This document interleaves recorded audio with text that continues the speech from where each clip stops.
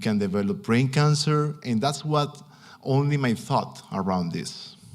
So my only focus was, okay, let's educate people around the potential risk and teach them how they can be really aware of the type of radiation they are exposed on a daily basis. But when I get married, my wife, she's an engineer, she's there on the back, and she was suffering from a syndrome that we can understand. It was very difficult to understand because she has different symptoms and signs. And she can handle it. She stopped to handle it to be exposed to Wi-Fi router. She can handle the Bluetooth signals. She can handle different type of normal frequencies that we are interacting every day. So she started to have a sleep disorders in hormone level. She can sleep, or she can really have like a chronic fatigue, but we go to every doctor. At that time, we live in Venezuela, and they said, you have nothing. We go to Dutch Caribbean. We go to speak with doctors in Europe. And finally, one of the doctors, friend of mine from several years, on EMF, she told me, Joaquin, your wife is suffering from microwave syndrome. Nowadays, it's called electrohypersensitivity. Get in touch with the Dutch Federation around electrohypersensitive people and learn more about this. And I say, oh my God, why we don't know that? And we go and we get in touch with them. We're trying to get in touch here with the Electrosensitive Society in America, in the US.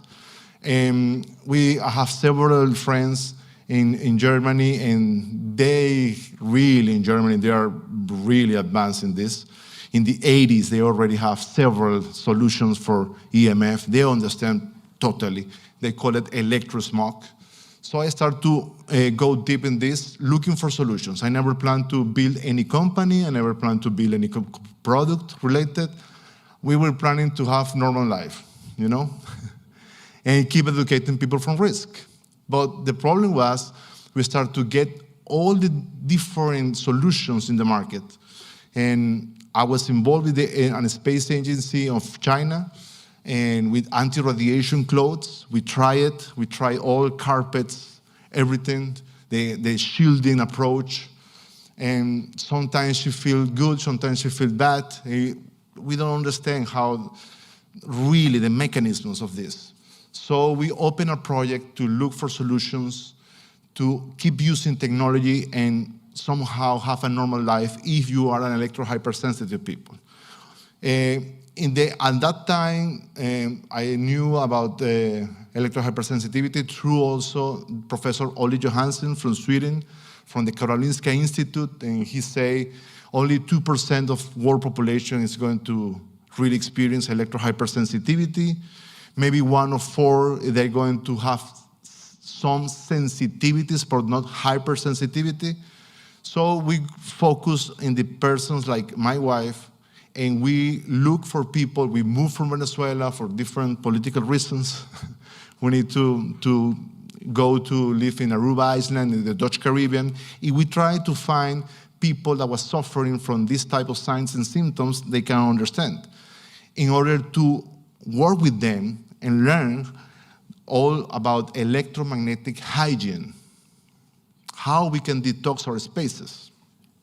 And that's the way everything begins. So if you see any home and you see, okay, it's clean, we're safe. But you can see the electromagnetic fields around electronic devices. The problem with the electrosmog is you can't see it. Actually, this picture is showing you how it looks with a software, very professional software, around how it looks the Wi-Fi router in your home. And you see it's like a sun. So it's what is called the near field exposure. If you are in the same room where the Wi-Fi router is, you are immersed in the near field exposure. And we have, in the near field, we have 2 types of immersed type of frequencies. It's low frequency radiation and also high frequency radiation. But in the other rooms, you're still receiving Wi-Fi, but it's not near field exposure, it's far field exposure. So we start to study what happened with the near field. in trying to understand. And this is really something that changed for us totally the direction of our project, because we start to realize the problem was also electrical. And when we have a wire, we are immersed in electric and magnetic fields. And the electrification that we have in our homes in the last decade is crazy. So we start to measure, and we choose the island of Aruba to measure for 7 years in a row, the whole island, all the different industrial facilities, residential areas, commercial areas, hotels, airport, natural parks. We measure everything for 7 years to understand the change from 3G to 4G. And we realized the problem was not only the microwave radiation, the problem was that we are electrification in our homes is increasing the exposure to extreme low frequency fields related to the use of electricity. And these fields are called the near field. These fields are like a bubbles around the electronic devices. And some of these bubbles are larger because they're using more energy. And some bubbles are shorter. So if you have a Wi-Fi router, depending on the amount of power the router is using, the bubble is going to be larger or shorter. And the same happens with any electronic device. So we found 34 people suffering from electrohypersensitivity, and from these 34 people, 33 was women, only one man. Only one man. And from these 33 people in the island of Aruba, we found that 20 have sleep disorders. They can't sleep, like my wife. And in some cases, I say, okay, the reason is the cell phone. The reason is the cell phone. The reason is the cell phone tower. I'm sure of that. But after 20 years, in science, experimental evidence break your belief. It doesn't matter where you believe. The evidence, the data show you a different condition. So when I started doing research, most of these women, they didn't even use cell phone. They don't have cell phone. I say, okay, what happened? How they are immersed in such sensitivity? And we realized in Aruba, they build the houses with the electrical panel, the main switch panel of the electrical, in the master bedroom. Okay? So they were immersed in a super bubble from the electrical panel and near field exposure. There was no smart meter at that time. So we go deep in this. Of course, this is crazy. And we make a map. Okay, the federation, the Dutch Federation, they have 70 signs, symptoms and signs. Let's reduce it. We work with a multidisciplinary group. It will reduce it to 25. This is the most common signs and symptoms that people are suffering from EHS. They are getting without an unknown cause.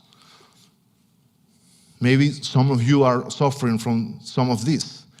In environmental medicine in Europe, they call this, the EHS is part of an increased sensitivity in the nervous system.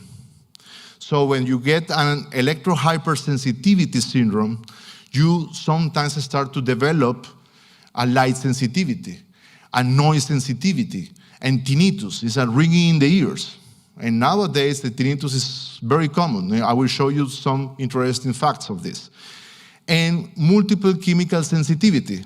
So we say, okay, if the people are not aware they're suffering from electromagnetic pollution, maybe we should look for people suffering from multiple chemical sensitivity. Let's talk with doctors, and they're receiving these patients, and we can start surveys around the habits they have, the type of where they're living, how close they are for high voltage line, and we try to see if some of these people actually are electrohypersensitive. And if we treat the environment, maybe we will see a difference in the multiple chemical sensitivity, and that was true.